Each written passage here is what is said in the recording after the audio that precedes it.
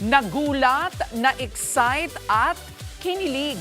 Ganyan nga po ang naging reaksyon ng Dabarkad sa special appearance ng Queen of All Media na si Chris Aquino sa Eat Bulaga. Nasa frontline ng balitang yan, si MJ Marford. Raisa May. Mag-kiss ka sa future mother-in-law mo. Kinilig ang buong studio ng Eat Bulaga kanina sa pasabog na appearance ng nag-iisang Queen of All Media na si Chris Aquino. Laki ng ginanda mo. Wow! Lalo pag malapitan po, no?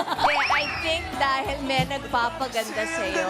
At si Bembi pa nga ang nag-blush sa tuksuhan na mismong nanay niya ang pasimuno. Hindi mo kaya!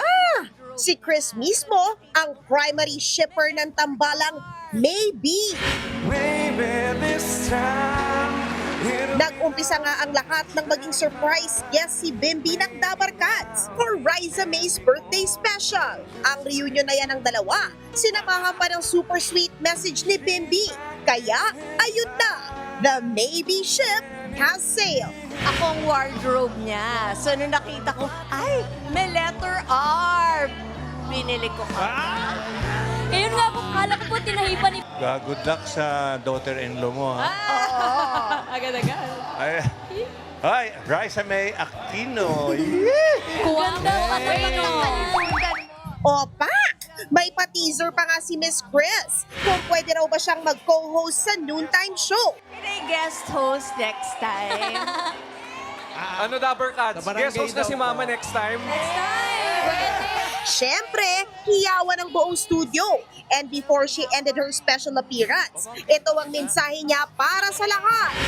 I love you to all the Dabarkads!